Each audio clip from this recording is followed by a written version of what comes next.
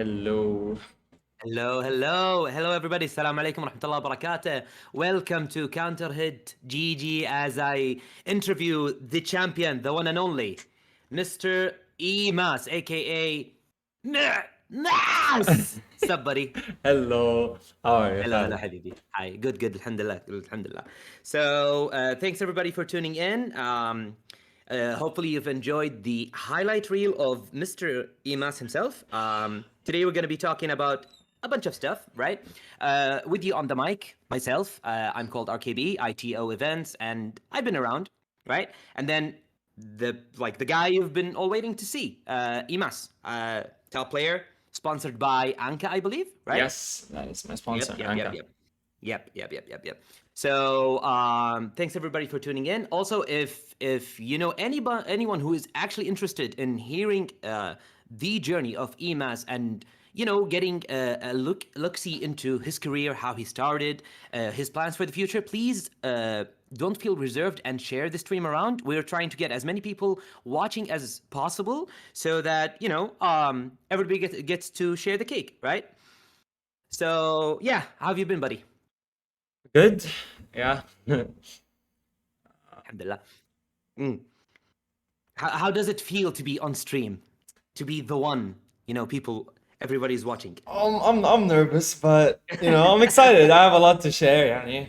I think there's a lot that people don't know. Yeah, I'm really excited to share it.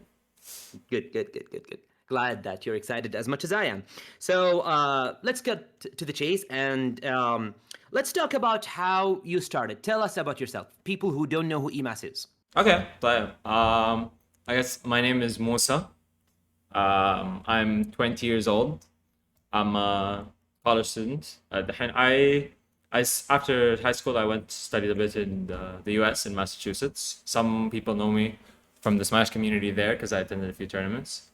Then I came back for a year, continued my studies here, and now I'm continuing in the UK. Though there's a lot of complications and stuff with that, but that was all the time. Nice. So I guess if I want to talk about like my gaming history or whatever, I was never really like into competitive games much. Like I used to play Call of Duty a lot, but I sucked at it. Like my friends would always like ask for like quick scope matches or whatever. I'd say no because I was too bad. I didn't even want to do snipers. But I always sucked at games. I mainly played them with my brother because I don't know, my older brother enjoyed bullying me in a lot of games. And Wait, this is the first I've heard. I've never known, I've known you for like, what, 5 years, 7 years now, and I never knew that you had a brother. Yeah, he's kind of invisible when it comes to like the local communities and stuff. He doesn't enjoy playing games really competitively. Oh. Yeah. Yeah, okay. Yeah. It happens. But yeah, my gaming history started with him because he buys the games, I play them. Play them with him usually. Yeah. But yeah, he used to bully me in a lot of games, and I wasn't really into a lot of competitive games and stuff. But at some point, like there was something that kind of unlocked my competitive nature, which was this TCG or trading card game. It's called Card Fight Vanguard.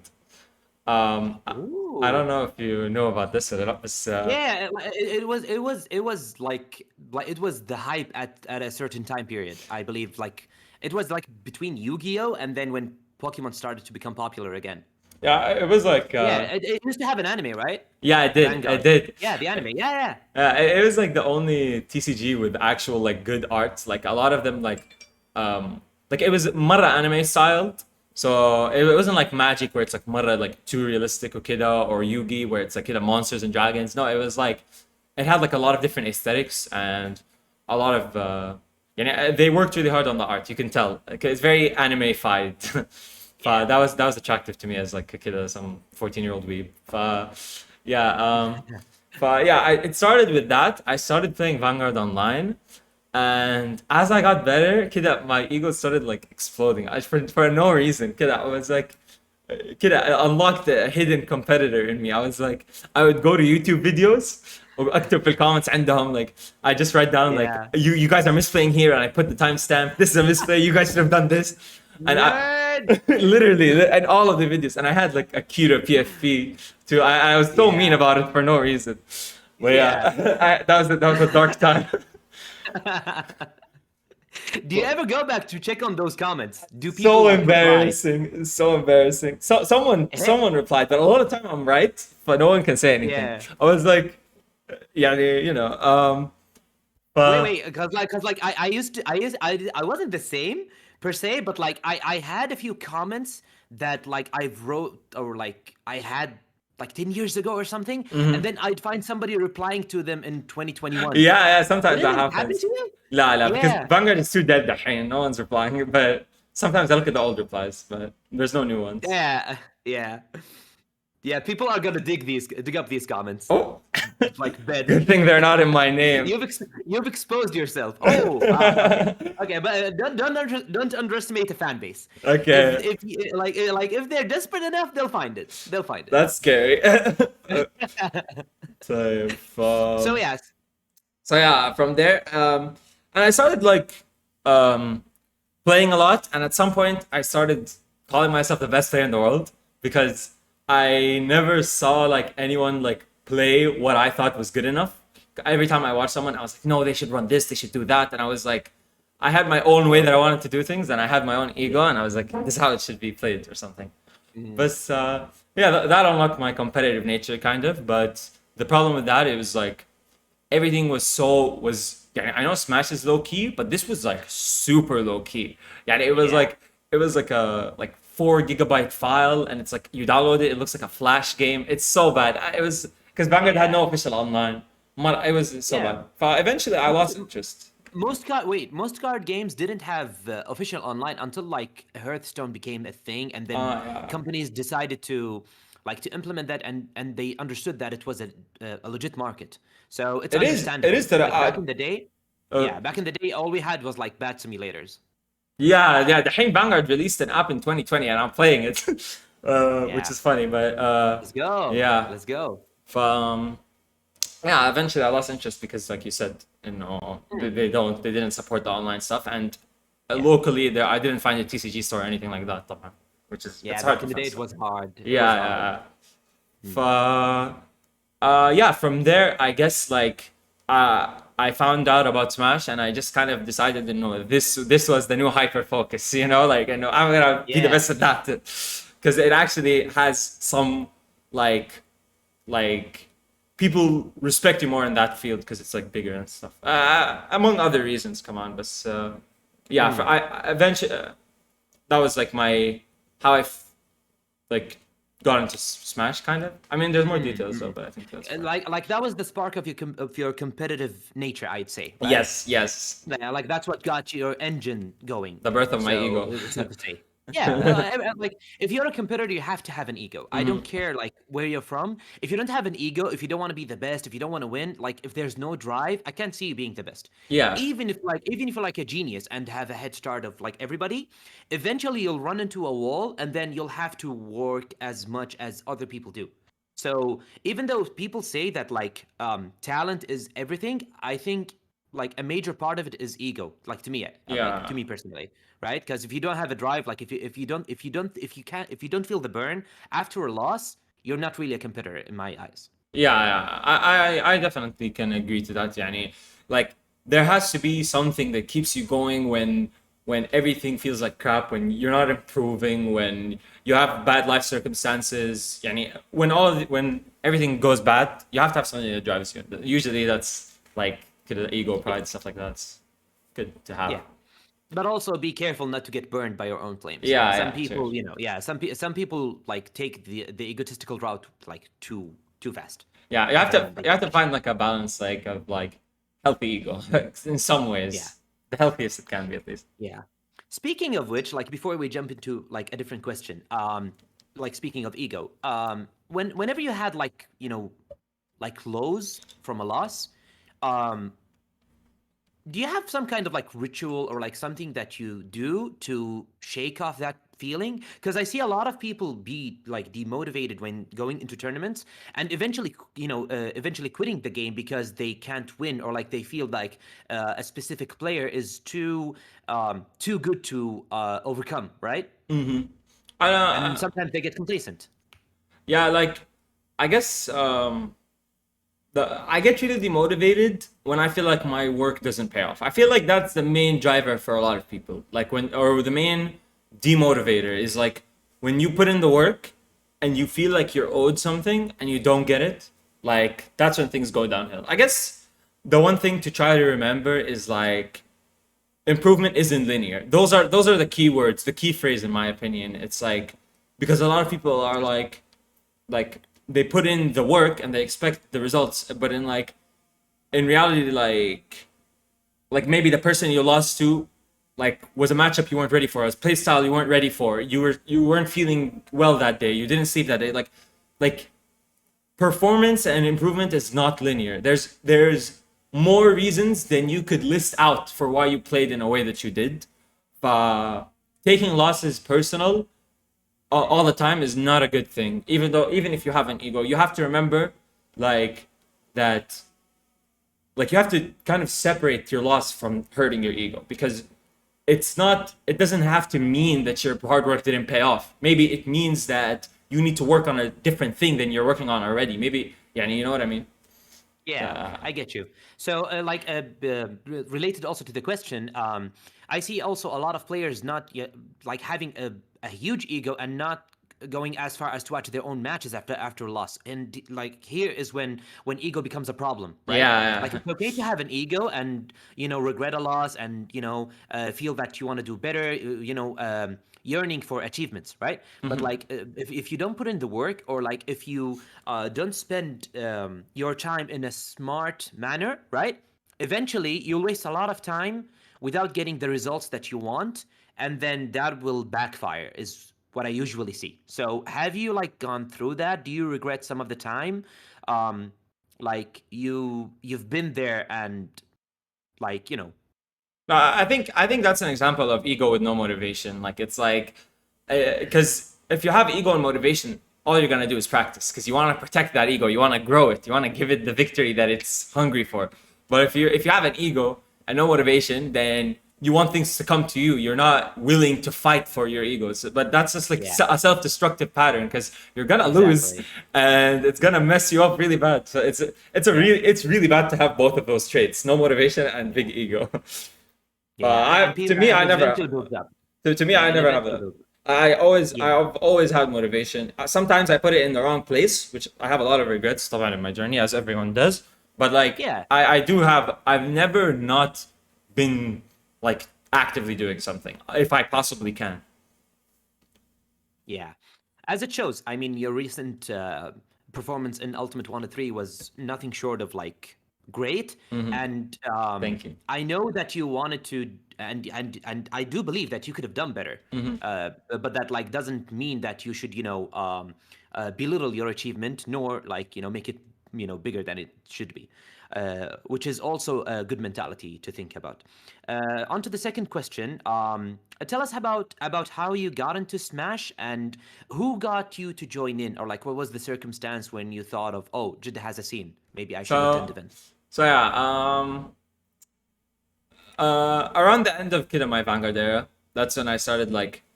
That's when I don't know what made it pop up or what made it happen, but I remember watching. I was really into the storyline of the Five Gods. I was like, Well, Melee. yeah, I was originally a melee boy, or like a PM. Mm. Technically PM because we didn't have a melee scene. But Oops. yeah, but I got into Smash competitive through the storyline of the Five Gods, and I was like, I was so jealous of them because they were like, they were so respected, and they were so like, people who achieved greatness or something like that. Yeah. That's the way they were portrayed in a lot of like videos and I was jealous. I was like, they can't be that good. Like, and my ego's like, I want to do it. I Yeah. literally that's when I kind of got into it, and I was playing melee, and I started looking for a scene through Reddit. I searched on Reddit. I was like, does anyone in Saudi or in the Middle East want a net play? But then some guy reached out to me. He was like, send me your phone number. I'll add you to a group. and I was scared because I was like, why does this guy want my phone number? It's okay. And then I gave the guy my phone number, and Wow. because I don't know, like it's scary. Like I hear stories all the time about the internet. Nobody, bro, nobody blames you, but like it's a valid thing to say, to think about.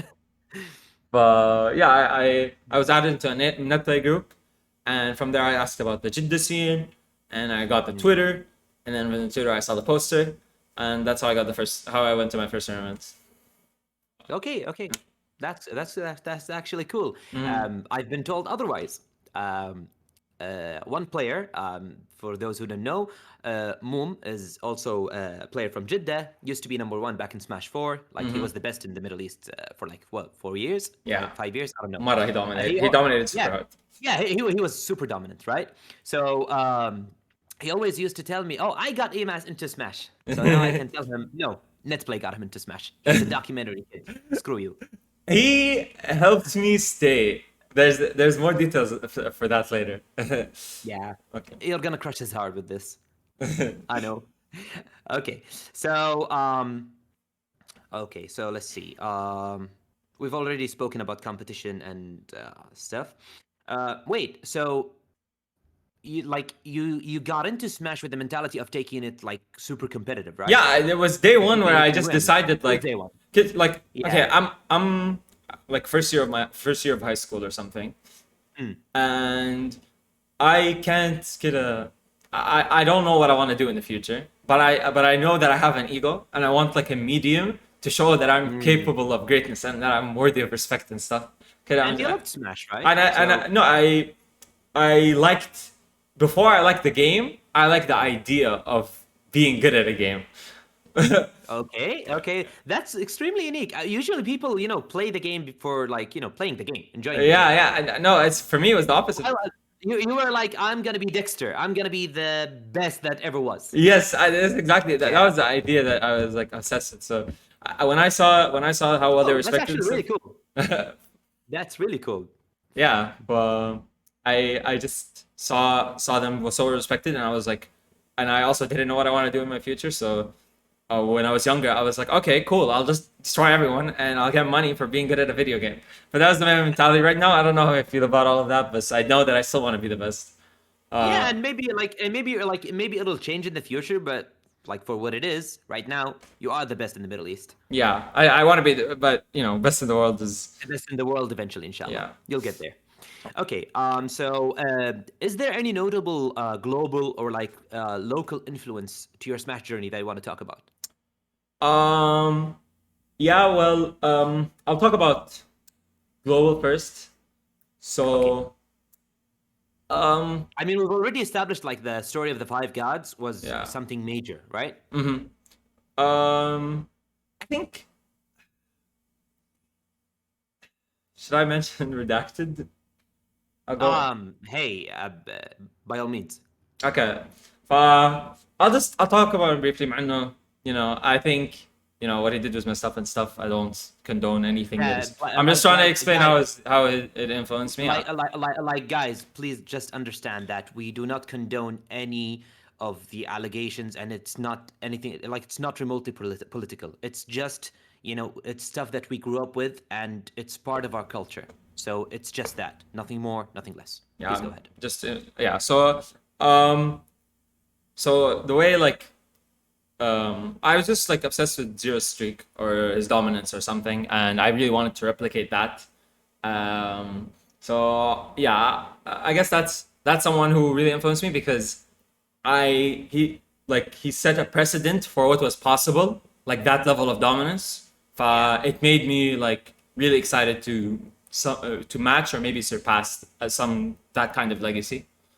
That's one. And if we talk about another global one, Gluttony, like even though I only met him like a few weeks ago, like he really changed the way that I see the game, because it was the first time that I played someone who was actually a part of the meta, like the big meta, which is like the world.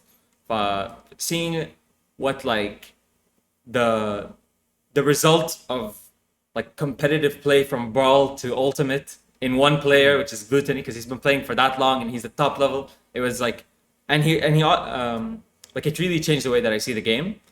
And also like he gave me like a lot of advices and stuff because he comes from a bad region as well. He gave me advice on like what I should be trying to focus on and stuff. So yeah, Gluto shaped that as well. But yeah, I think for local influences, I wanted to talk about MooM because when I first started playing, I had really bad social anxiety and or what people just call being shy, but to a extreme. No, Uh, it's a valid thing to say. Don't sell yeah, yourself short. It's yeah. fine. I'm just making it. I'm just trying to explain it to the people that don't know what it is. It's like Yeah. being shy times 100. Like I was, um, I was. People would talk to me, and I would not respond to them because I did not want. Like I did not. I was so scared of speaking because I was scared of what people would think of me. Like, oh, he sounds weird. He talks weird. I was just like, nope, I won't talk. Like I just shake my head. And yeah, I just sit in a friendly setup for like hours, wait for someone to come, and just be like, you want to play? And I'll be like, and I just It happens, especially considering the age difference and also venues and gatherings being with a ton of like new people. So like yeah. even somebody as well versed as like let's say a tournament organizer, right? Like a TO, even then like they will feel like pressure from like all different kinds of people, all different personalities being in one room. So it's totally natural. Yeah, it's definitely the age gap also affected it. Is like I'm like 15, and then like a lot of people are like 20 plus. I don't know exactly. They all looked older than me, so that was intimidating as well. Uh, but yeah, so I was actually I was so anxious socially and so bad that I went to an invitational tournament, which was Desert Knights 3. I wasn't invited, but I literally went all the way there and played friendlies because I was too shy to ask the people in my own city to play friendlies with me. So I literally traveled just for friendlies. That's how shy I was. So Wait, uh, what year was that? um, it was Desert Knights 3, the one that Moon lost. Yeah, but like was it like 2015, You were 16? there. The Moon got Yeah, sponsored by I was Coca. there. Like the first time I met you, that's a different story. I'm not Yeah. getting into it. But like the first time I met you, I didn't even know you were from Jeddah. Like I thought you were just Yeah. a kid from Riyadh. That's what I thought. Yeah, I came all the way there for friendlies. But Yeah. I don't remember what year it was actually. I think it was 2017 or 20 yeah, 2017, I'm pretty sure. January. Okay. But yeah, this leads me to who I want to talk about, which is MooM. Like I remember texting him to play with me online, and he immediately offered to meet up IRL, which I really wanted to do because online is a lot worse for practice, according to people, which made me like really happy. And he came over to my house. He brought his own monitor because I didn't have a monitor at the time, and he played friendlies with me all day. And I remember I didn't take a single game. He even went through you and he started like spamming up tilt on me, and I just did not know how to get out. Just up tilt, and he beat me with like all his Yeah. secondaries, and I was so happy. You know, someone that much better than me will, yani, gave me the time of day to come over and like beat me up with like 50 characters. You know what I mean? Yeah, Moom is a veteran. He's played a ton of games and he knows how it goes. He knows how Yeah, it goes. Mom is definitely someone who influenced me because he kind of took me in. He added me to the groups. He invited me to the gatherings, and I started warming up to the people in Jeddah. I started like getting better and stuff, mainly thanks to him. And yeah, so Mom is one person, and then I want to talk about another person, which is Molokhia, because Oh, the legend. yeah, after Moom told Molokhia about me, and Moom shortly left to Malaysia, me and Molokhia started meeting up, and he started helping me so much by like, he was the one that I would consider truly my coach. Moom was more of a like welcoming person, and Molokhia was more of a teacher. That's the way I saw it. Yeah. So Molokhia would always try to give me advice in any way that he knew how. Like he picked Rosalina, I think, up for me or something. He would play friendlies with her. He would even to teach me how to juggle with her. He'd pick Donkey Kong, and try to make me juggle him, lead shap him and stuff. So he'd try to take things like bit by bit with me. And I think that's one of the things that really helped me the most. He even added me to like a Wi-Fi grind group with like the best players in the region and stuff. So yeah, those two players definitely influenced me the most. Yeah, from our locals. Yeah. Speaking of Molokhia, even MooM himself, whenever like we talk in private or like even in interviews and stuff, he always said that Molokhia is the ultimate training partner. Like he's the best. He never gets bored from losing, and he's always there to grind, lab things. He's always brainstorming tech and ideas. He's really vocal about it, and above all, like above everything else, his personality is just perfect. He's the best. Yeah, Like Molokhia I is can definitely attest the to that best. personally. He's Shout definitely out the to best. Yeah. Molokhia. I hope you're in the chats. Shout out to Molokhia. Wallah, he's a legend. I love the dude. Okay, so since you've talked about online, a lot of people have been saying that online practice doesn't matter and the online era is just a filler arc. What are your thoughts on that? And do you think that it has any contributions or implications to the offline scene? I think the people who said online was just like a filler arc are just literally like proven wrong. Because like, what can you say about like the offline people just losing all the time, the online players doing good? Like I think it's like there we have a clear answer. I don't think it's a debate anymore. Like online helps clearly. Like I think it's not good for measuring skill because the tournament results are not carrying over to offline exactly. But the people that do well, like you have a general idea. The people that do well online do well offline. The people that do bad, I mean, yeah, I guess that's the only trend really that we see on. Online, in my opinion, is just good for practice, especially if you are aware when you're playing online. Like to me, like I practice online a lot, and even when something annoys me online, I try to pinpoint exactly what it is, so then I can learn from it.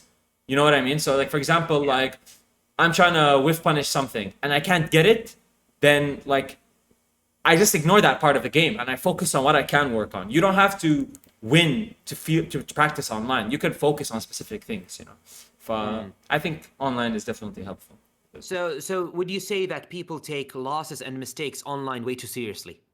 Yeah, because some stuff you just like you can't really prepare for unless you literally preparing for online. You shouldn't care about losing. You shouldn't care about if you care about losing when you're playing online, like I just think like you're gonna end up quitting and wasting a really important resource for yourself. I think you should just play to learn. If you're playing to learn online, I think you're gonna have a lot of fun. That's a really good mentality, and it shows. Yeah. I mean, I've seen you. I've run into you on quick play quite a few times, and Yeah. you're always playing different characters, and you always have a good time. And I've never like to me personally, I don't know, like if it's in private or stuff. Like you never told me that a lag was an issue or something. We always have a good time, and then like win or lose, it's just that we leave it at that. And I see a lot of players, whether like locally or globally, they just take online losses way too seriously. I Yeah. think that if it's a grind, if it's just having fun on quick play, like whenever like you feel the pressure of like online, when you think that online is too much, it's okay to take a break. But like when they take it overboard and say stuff like I'm not enjoying the game and I shouldn't be playing, that's when I think that they're missing out. At least in my opinion. Yeah, I You agree. know? Like people like for example, Lights, like not to be name dropping, but he's doing so bad. like Wow. Wow, shots fired. like Head. uh I'm coming for your head. Yeah. like the people that miss out on online are actually just so behind the game now. Like it's crazy to see. I think everyone should like either like keep a grind up locally or play online. In his defense, in Light's defense, because since we already name dropped, okay, Fox is not Yeah, Fox is good enough falling off. in my opinion. Yeah, Fox is falling off. Fox is falling. I just want to say, since we already name dropped Light, I think Fox is kind of pulling him back a little. I can It's see just that. my I yeah, like it. yeah. Okay, so next question: advice for aspiring players and improvements. People who are looking to improve. Do you have any advice? I think yeah, the one size fits all advice is like connect with your community. That's the number one thing. It's like go to your tournaments, DM the people, ask to set up sessions and stuff. This is a hard part for younger people because I know like if your parents don't want you to go meet up with strangers online, that's understandable. But it's like like try to find ways to make it work for you. Like because really this is like the best way to get good. Like I think you should connect with your community. I think you should go to as many tournaments as you can. Travel if you can. Don't shy away from traveling, even if you know you're gonna lose. Like, I think this is something that actually like has held me back for a long time, which is something I only realized when I went to Wanted. And I think Okay. this is like a message to all GCC players as well. It's like travel, like go to Europe, go to US, go to the stronger regions, because like you should, like, something, a mentality that I had was like, oh, if I'm not winning here, then what's the point of going there? But in reality, like, the variety that you get outside is so helpful. I can't even explain it. Like, it's not about playing better players, it's about playing more players. And I so regret not going before. That's one of the bigger I've been regrets I have. crying about this for like so many years, man. I've been crying about it for so long. I always thought that, rivalry in the local scene is good. It's healthy, right? But like locally, people are way too focused on the local scene, and it's fine. It's fine. No, not everybody has to feel the same way.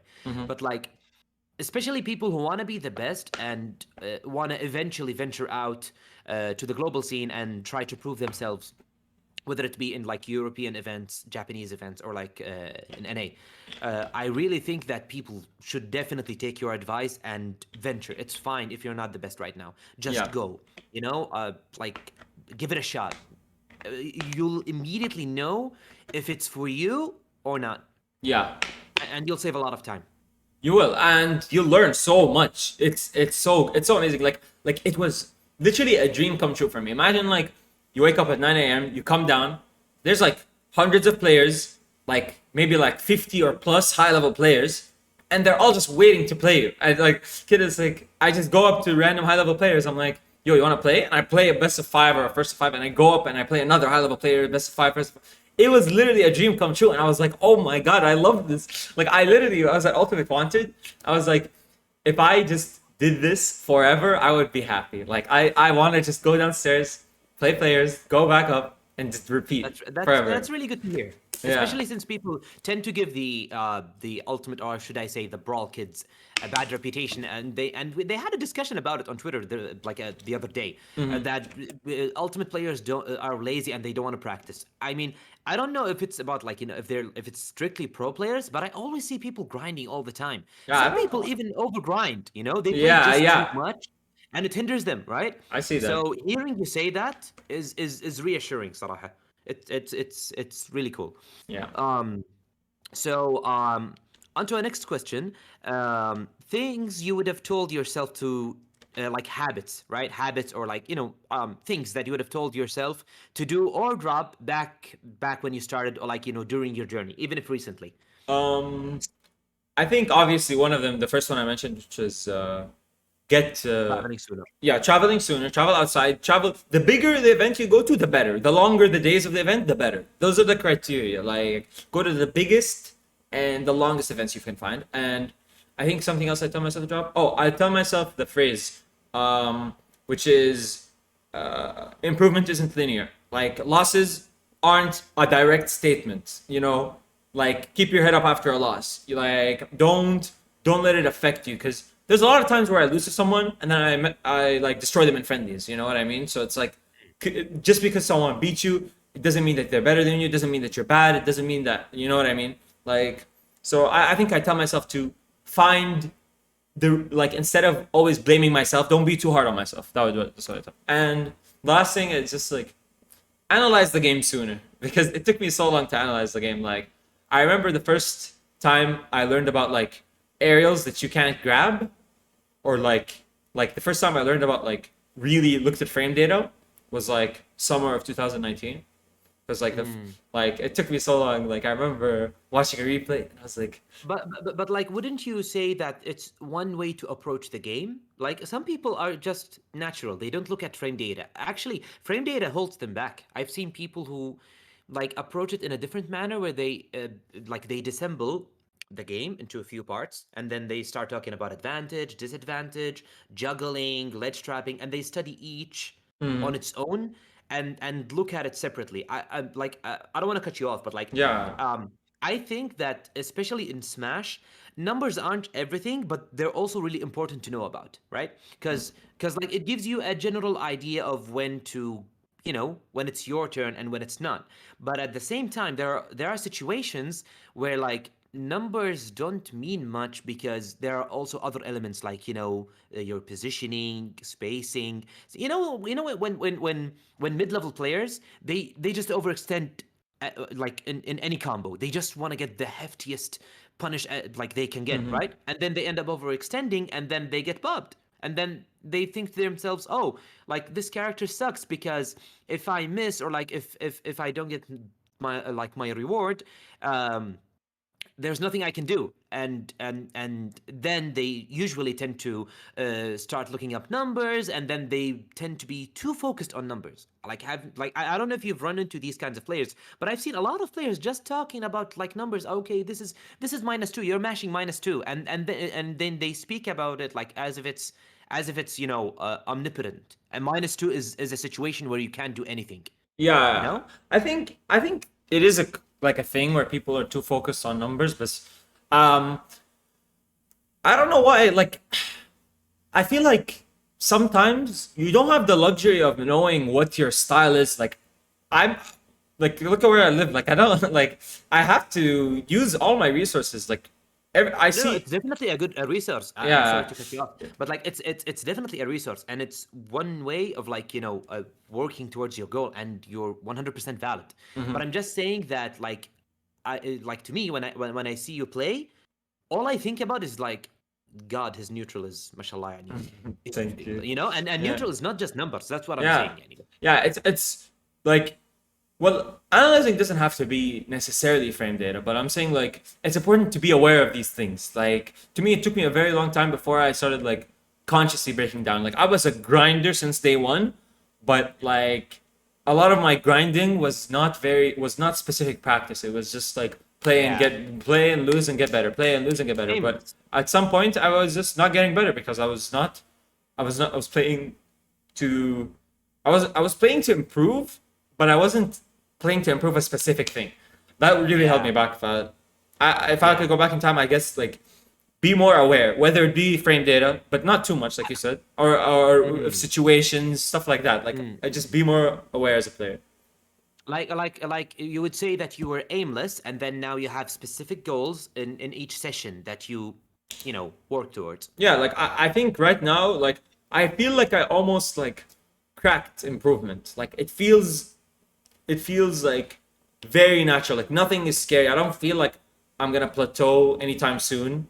Like I just don't see anything stopping me, honestly. Like because like That's great. as soon as I found out like how to analyze what I need to think about, what I need to focus on, like I even start improving by playing players like significantly worse than me, by practicing a thing so specific that even a low level player can notice it. Like even my sister was interacting with my mixers, my like 13-year-old sister. She doesn't play Smash, but like for example, let's say if you like you can get some if you wanna practice like really patient neutral, you can just like spam whiff punishes on someone. And even if they're like a low level player, they're gonna be like, every time I press A, I get hit. I'm just not gonna press A. You know what I mean? Like you can condition people to play in the way that helps you improve. You know what I mean? So that's something Yes. that I learned in like how to like play in a very specific way and make the game linear so that you can learn from it. That's great advice, and I hope that a lot our listeners and other people actually take this to heart. It's a real legit thing. You can learn from the best and the worst players. Yeah. It's just about how you perceive it. Hmm. So yeah. What's in store for eMass in the future? Like what are your plans? What do you think is happening soon? Um, I think this is like the beginning. Like this was like especially like I feel like I have so much planned for what I want to do. Like I'm gonna be moving to the UK in just like a few weeks, maybe a week or two, and from there I know France is really close and cheap to go to, so I'm gonna be going to France a good amount. I'm gonna be planning trips to the US as well. I'm gonna play a bit in the UK, France, US, and maybe other European countries because they're cheap to go to. Um, so yeah, I think like for the near future, like I'm gonna pop off. Like But yeah, Hopefully so. Hopefully so. eMass for PGR. Hopefully, I mean, you've had that goal since like you've tweeted about it a few times, and I can see it happening. I honestly, with your recent performance and the potential that I believe in, I really think that it'll happen. It'll happen, inshallah. Inshallah. So yeah, I think that's about it. Unless like there's something else you want to talk about. Um.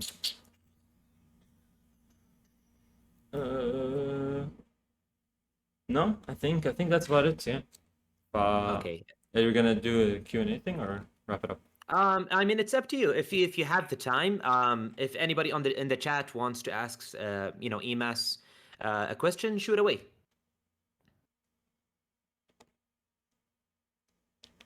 Yeah. I don't know honestly if there's if anyone's curious about anything, I'll answer. I can see the chat. I can see the chat. We'll wait a few minutes. If I see any questions, I'll just ask. Okay. But yeah, until we get like a few questions in, I just want to talk about something real quick. Right now we see a lot of people, like a lot of players in the community talking about Aegis, the character, and the recent summit, results and stuff. And meta has been quite stale for a few DLC characters until Min and Aegis, I believe, started showing up. Because like until Joker showed up, I don't think we got a DLC that was like extremely relevant to the meta that they changed it, right? Even with updates, maybe I think the only characters that have become better with patches is probably Diddy and Captain Falcon, maybe, I don't know. Yeah, I think also most of the DLC were released in quarantine. That's the problem. Like like Terry was released on a good time. Byleth released, and then like a month later quarantine hit. So I think it was only like Terry, Joker, and Piranha Plant that were released. Yeah. I think the last one we had before quarantine was Hero. Yeah, Hero was released before quarantine as well. Yeah, Hero. But Hero didn't change the meta much actually. I like they talked about his RNG and being stupid, and then they had arguments about his language and stuff. It hasn't shown yet, thankfully. Like the language barrier issue hasn't shown yet. But I think that Min, Joker, Aegis, and probably Steve are the most impactful. Yeah, they're all pack 2 DLC. Yeah. I think when it comes to Aegis, like I think they're so boring to watch for me. I hate seeing Aegis like because maybe it's not the fact that level or even Leo and Spargo. Even Leo, I don't think the character is lame. I just hate the fact that there's like 5 Aegises. Leo's. I guess there's not that many, but like when Leo pulled out the Aegis, I was so disappointed. I was like, where's the Joker? Like, I feel like Aegis has no personality. Like, cause it's just like. I don't know. Something about them feels cheap. Like I know that's like such a scrubby thing to say, but it's like. Hey, it's your opinion. You're free to say whatever you think. So, okay. So nobody is asking any relevant questions. So I'll ask you the trollish questions. One question is KFC or Hardee's before a tournament? Starve, literally. Like, what do you wanna? Do you wanna like? You're gonna miss your bracket. You'll be in the bathroom. Like, what are you doing? Okay. How tiring was the losers run? Okay, that's actually a good question. I was like in the stadium, like or the stage. I was like closing my eyes and just suddenly hearing people pop off for like the top 8 matches. Like I was like, but then I got. Yeah, the adrenaline kept me awake when I was playing though, so I'm not gonna John like no. I didn't play sleepy. I played bad, but I didn't play sleepy. But it was exhausting. Bad. I like personally, I would say you could have played better. Yeah, I didn't play bad. I played not my best. Yes. Yeah.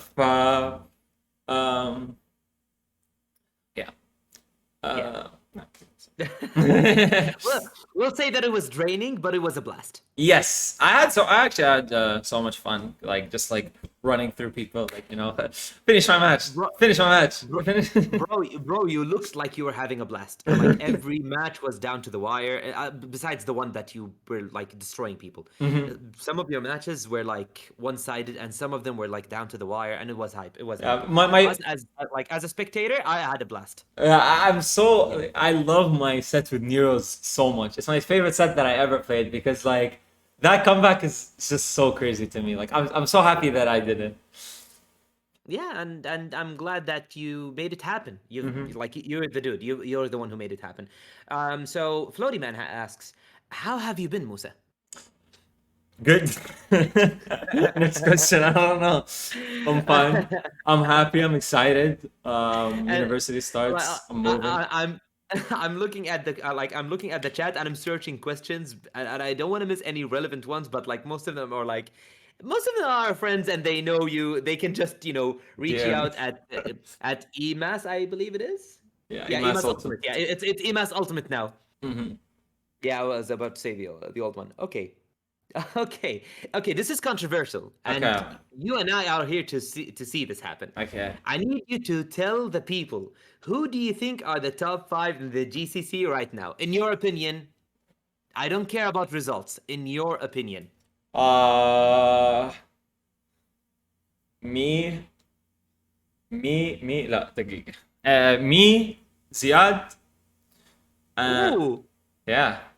Shiba. Oh. Shiba. Yeah. Okay. I think me, Ziad, and Shiba. Wait, so Tuki is not top 3? Wait, ordered. Yeah, of course. Okay. Like you said yourself first, bro. Okay, wait. Yeah, me, let's go. So this is tough.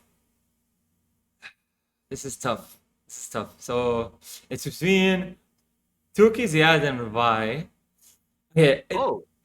I think if we're gonna do just my opinion of them, then I guess we're not looking at results. No results. Like and also people don't take this like any low. Please, it's for fun. Yeah, okay. I don't want to see crying on Twitter. Let us have our fun, okay? Okay. Crying on Twitter is gonna make it more fun. So cry for it. But okay, please cry me over. Yeah, you heard the dude. So then there's me. It's Tuki, Ziad, but they're interchangeable. I think I want to see more tournaments of them because like I think Ziad has like Tuki has a more background from playing both of them. Like Ziad is slightly more scary, but I can't tell if it's Falco or if it's Ziad. That's why I want to see him play more. I don't want to influence your list, okay? Yes. This is not me trying to influence you, but Tuki has history. And Ziad is a good player. And I think he's potentially number 2, right? He could be. Yeah. For all we know. So his latest performances are good, and he has sets on Tuki, and Tuki has been saying that lately he hasn't been playing up to speed, but like Tuki still has a legacy. Yeah. It's like when people say that like let's say somebody missing right now, like let's say MooM, right? MooM is not showing up and like placing top 2 consistently in every tournament, but everybody knows that he's a killer. Like if you run into MooM, you're gonna put respect on his name. So I think Tuki has legacy. That it's something that you're always gonna have in the back of your mind. Yeah, I feel like Ziad needs like just like a bit more, and then I think he can call himself second best. But I think Tuki, Ziad, again, interchangeable to me, and I don't really have a strong opinion about it. And I think it has to be like Shiba and Vi. I don't think there's anyone else. Shiba and Vi. So 3 from Riyadh, 1 from UAE, and then you at the top from Jeddah. That's what you think? Yeah. Okay, that's a solid list. صراحة I haven't seen Vi beat somebody out of region. Yeah, that's why it's so weird. But he beat so many good people in region, so I can't just ignore that. He beats many good people in his region, and he's definitely improved a lot. صح? Yeah. So we can say that. بس calling him the best or like at top 5 right now is nothing to scoff at because you played against him personally. So I'll take your word for it. But who would you put in the top 5? Because I don't feel like there's anyone that Top I'm 5 of all really time missing. is different than top 5 right now. Top That's 5 the right way now. I see it. That's the way I'm looking at it. Yeah. Because top 5 of all time, we have people who stopped playing during quarantine. So people like, let's say, Steel Raiden. Oh, مثلا, صح? نسيت البحريني. Yeah, because like Steel Raiden is like he's a death threat. Yeah, You yeah. can't sleep on death I threat. would, yeah, okay, صح, نسيت. I الحديد would, الحديدي خارق. yeah, I No, would, it's fine. If you yeah. want to change something, yeah, Yeah, you can that's say true, it. because I did forget about them. I think, Rhydon and Bushaheen, بدال Shiba and Vi. See? Yeah. But we haven't seen them play recently. عرفت؟ Yeah. the last time I've seen Bryden play Ultimate was like a few days ago in like on stream, and he wasn't playing at his best. Yeah. يعني not to take anything away from anybody else. I'm just saying that playing against him personally, we were like I had him over when we came to Riyadh and we were playing together all night, صح؟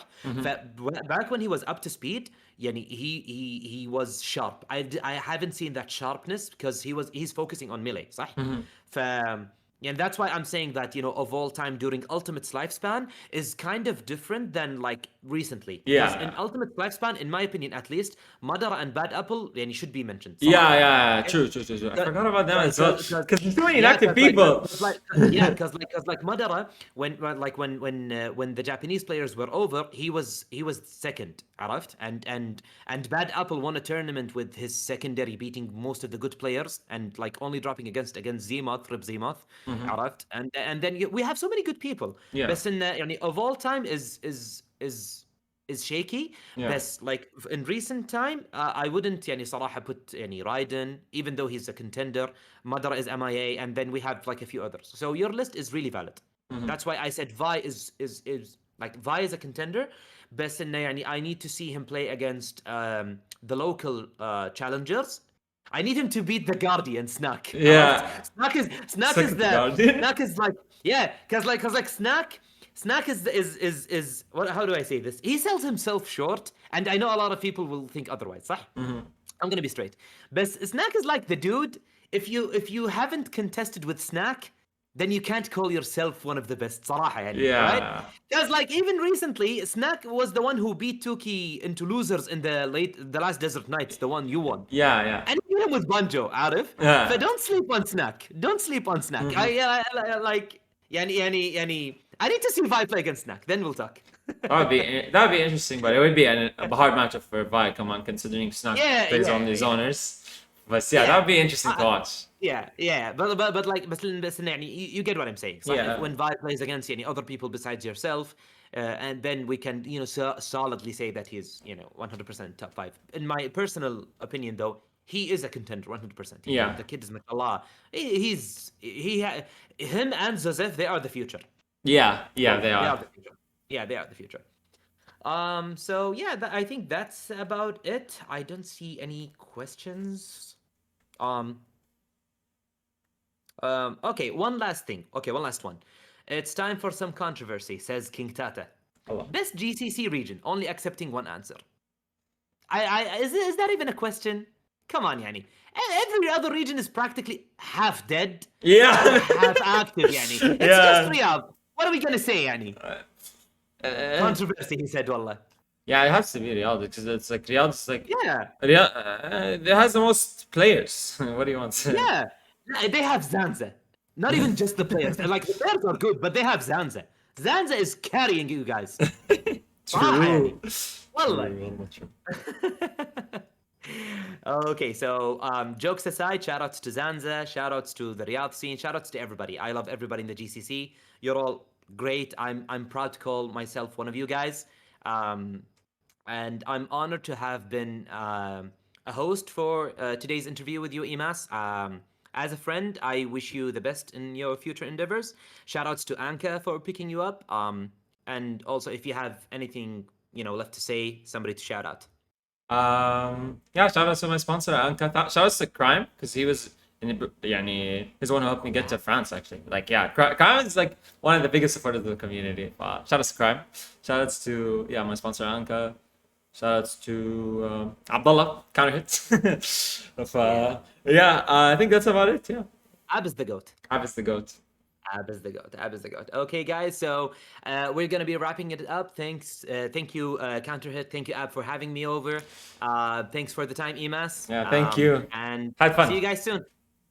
Yeah, I had a blast. I had a blast. Yeah, Okay, well. guys. That's gonna be it See for you, us. everyone. Bye.